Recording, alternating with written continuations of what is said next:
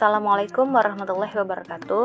Oke, teman-teman semua, kita akan bahas desain dengan menggunakan aplikasi mobile yaitu Pixel Lab ya. Kita akan buka dulu Pixel Lab-nya. Nah, di sini Ibu akan jelaskan mengenai tools-tools yang ada di Pixel Lab. Nah, jadi tampilan awalnya seperti ini ya teman-teman ya, di mana di bagian atas di sini ada tanda plus untuk menambahkan teks ya, untuk menambahkan stiker, bentuk dan image dari galeri kita atau untuk draw, menggambar secara manual. Kemudian di sini ada edit ya, ada edit di sini. Kemudian ada tong sampah berarti untuk menghapus objek. Kemudian di sini ada tanda simpan. Jadi simpan ini ada dua ya, ada simpan untuk project atau mentahannya dan simpan untuk dalam bentuk image atau bisa dalam bentuk format JPEG atau PNG. Nah, di sini ada tanda share ya yang atas ya, kita mau share-nya itu dalam bentuk penyimpanannya dulu ya, penyimpanannya mau bentuk apa ya, JPEG atau PNG ya. Dimensionnya nanti bisa pilih yang ultra.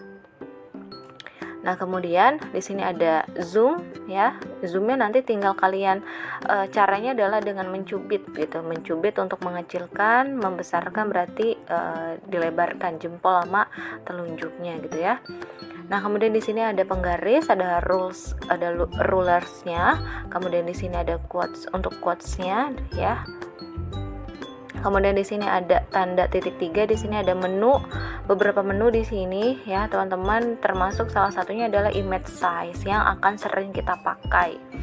Kemudian di bawahnya lagi ada layer ya, tumpuk persegi ini disebut dengan layer. Di sini nanti bisa layer, dari tiap layer gambarnya bisa kita kunci ya atau kita sembunyikan gitu ya teman-teman. Nah, di bagian bawah nih ya, di sini ada menu utama yang lingkaran 3 di sini ya teman-teman. Di sini untuk ke background ya, sama untuk projectnya tuh ada apa aja sih untuk membuka project ya. Nah, kemudian di sini ada menu A, artinya adalah untuk settingan teks kita. Karena di sini ada teks ya, maka di sini ada settingan untuk teksnya gitu ya. Ada untuk settingan edit, settingan untuk menghapus, mengcopy atau menduplikat, ada untuk in front of gitu ya. Misalkan ada objek lain gitu ya. Nah, teksnya bisa di atas objek lain tersebut. Nah, to back berarti kebalikannya. Position di sini untuk mengatur posisinya. Misalkan mau diarahkan untuk objek-objek yang kecil, baiknya sih posisinya pakai ini ya, atau boleh pakai tangan kita untuk menggeser objeknya, diklik dan geser aja. Kalau relative position di sini lebih detail ya teman-teman ya. Misal objeknya kita geser, terus kita mau objeknya di tengah.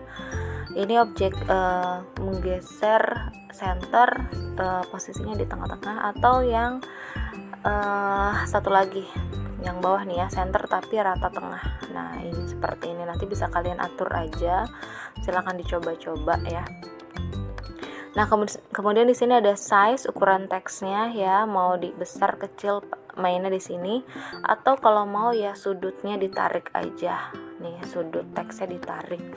Kemudian ada padding di sini teman-teman untuk mengatur jarak antar kata atau antar huruf ini ya, gitu ya.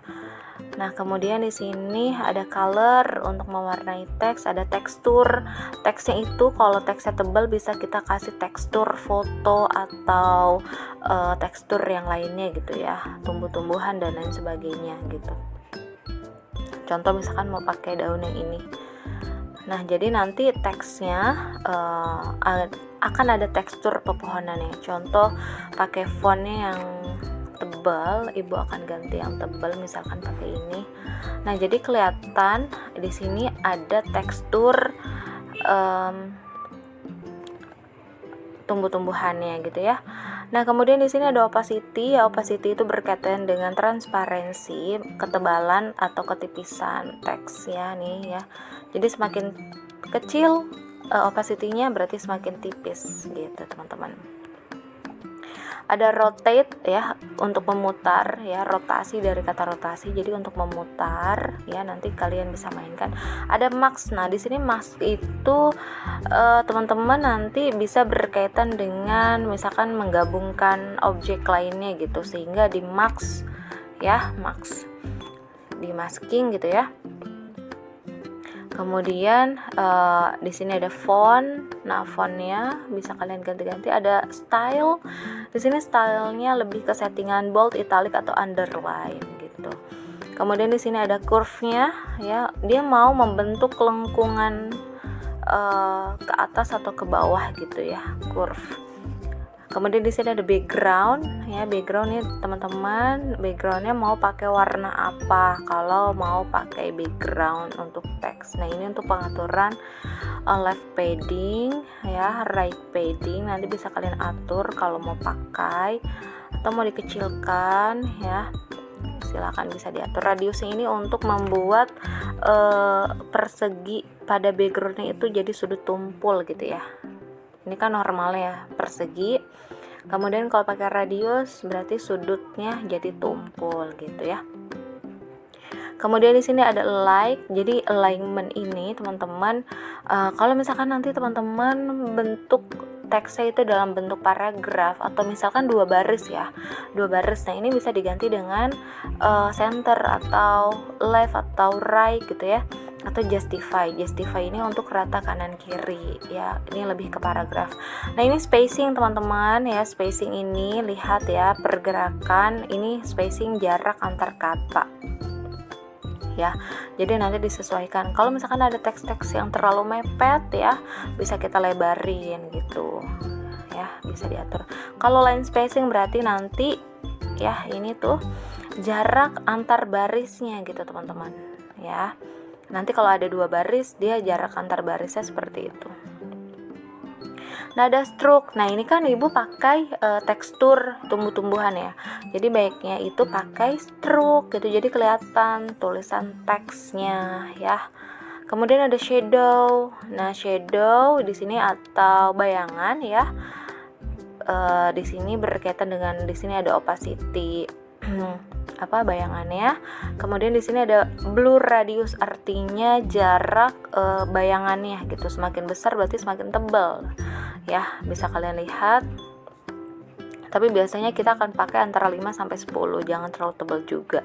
Nah di bawahnya ada offset X, ada offset Y, artinya bayangannya tuh mau ke arah searah jarum bukan searah sumbu X ya, atau searah sumbu Y gitu teman-teman tuh ya, jadi bisa dimainkan. Misalkan mau ke arah sumbu Y aja gitu, jadi dia lebih ke arah bawah bayangannya gitu teman-teman ya, bisa kalian atur misalkan seperti ini, jadi lebih timbul gitu ya teksnya. Nah terus habis itu ada inner shadow, artinya ini shadow yang berada di dalam teks, tapi kalau seperti ini jadi seperti ngeblur, jadi jarang sekali dipakai. Ada emboss di sini ya teman-teman, nanti ini berkaitan dengan seperti tiga dimensi. Nah perspektif ini berkaitan nanti dengan objek ya, tapi teks juga bisa di enable, jangan lupa ya. Kemudian ditarik sudut-sudutnya gitu ya, jadinya mau seperti apa nih teksnya, mau kelihatannya seperti apa gitu, dilihat dari sudut mana nih gitu kan. Jadi seperti ini kurang lebih untuk penggunaan perspektif. Kemudian di sini ada 3D rotate. 3D rotate ini teman-teman untuk misalkan memutar gitu ya, memutar. Contoh misalkan ini ada objek, di sini ada 3D rotate, misalkan mau ditukar gitu ya, di mirror gitu, di mirror misalkan. Biasanya objek-objek dedaunan atau bunga gitu, dan objek-objek lain yang memang harus di mirror gitu teman-teman. Nah ini objek 3D text, kalau diaktifkan jadi seperti lebih kelihatan 3D-nya gitu teman-teman ya. Biasanya nanti 3D-nya diklik oblique Q-nya, terus kemudian bisa dikecilkan jadi kelihatan 3D-nya gitu ya. Ini untuk fungsi 3D. Kemudian ada shadownya di sini shadownya lebih ke bayangan gitu, bayangan bukan bayangan dari tepi objek ya, tapi bayangan yang memang berada di bawah objek. Atau di sini reflection pun sama bayangan ya, tapi bayangannya lebih ke arah seperti ini. Jadi nanti disesuaikan. Nah, ini fungsi-fungsi dari teks ya, teman-teman. Nah, di sini ada menu lagi yang segi 6, di mana segi 6 ini kita bisa mengimport gambar atau mendraw gitu ya, menggambar secara manual pakai kuas gitu ya, atau menggambar kita bisa pakai shapes di sini, teman-teman. Ya. Kemudian di sini ada Bezier tool, jadi bisa membuat objek juga menggunakan Bezier tool atau pakai arrow ya, atau petunjuk arah lainnya di sini bisa kita pakai. Kemudian di sini ada tanda layar lagi nih yang di bawah. Nah, ini adalah untuk settingan backgroundnya. Misal backgroundnya itu colornya mau pakai yang color atau gradient. Bedanya color ini adalah menggunakan satu warna, tapi kalau gradient dia bisa menggunakan dua warna, misalkan seperti ini, atas hitam bawah putih. Nah, untuk settingan warna lainnya tinggal klik tanda plus gitu ya, nanti diganti warna lainnya. Kalau color ya biasa saja gitu, satu warna gitu ya. Nah, kemudian di sini ada di layar ya, ada transparent. Jadi kalau di Pixel Lab ini bisa menggunakan format PNG ya, artinya tanpa background. Jadi lebih enak nih teman-teman, mau bikin logo, mau bikin gambar, icon-icon ya, emoticon, jadi pakainya transparent gitu ya. Kemudian di sini ada image size, sama penggunaannya seperti yang titik 3 di atas, ada image size. Jadi biasanya image size ini kita akan rubah, tapi ukurannya pakai pixel ya teman-teman ya. Jadi kalau misalkan mau ukuran A3, A4, jadi kita harus tahu dulu ukuran sentimeternya, baru dikalikan 100 gitu ya. Nah, contoh misalkan di sini ukuran feed IG biasanya kan 1080 kali 1080 atau 1:1 rasionya. Atau misalkan ukuran WA story atau IG story berarti 1080 kali tingginya 1920, jadi tinggi nantinya tuh ya. Seperti itu teman-teman. Nah, di sini ada menu crop juga, ada image juga di sini untuk menambahkan image nih teman-teman, background ya, di backgroundnya. Tapi ada juga image yang memang kita bisa ambil dari galeri kita gitu ya, atau misalkan dari dari kamera langsung gitu ya. Nah, ini bisa. Ini adalah tools yang memang biasa kita pakai gitu teman-teman. Nah, di sini juga ada seperti tanda tongkat magic ya. Di sini untuk gradasi aja sih itu. Jadi lebih seperti ini. Untuk ke background sih ya, teman-teman. Jadi ini adalah untuk pengenalan tools yang ada di Pixel Lab gitu ya. Nanti kalau udah jangan lupa disimpan ya, save as project atau save image. Tapi dua-duanya harus dipakai ya. Save as project untuk menyimpan project kita, mentahan kita yang nantinya akan bisa kita edit lagi. Tapi kalau save as image ya udah di save dalam bentuk image, dalam bentuknya JPEG ataupun PNG yang bisa kita share ke sosial media gitu ya teman-teman.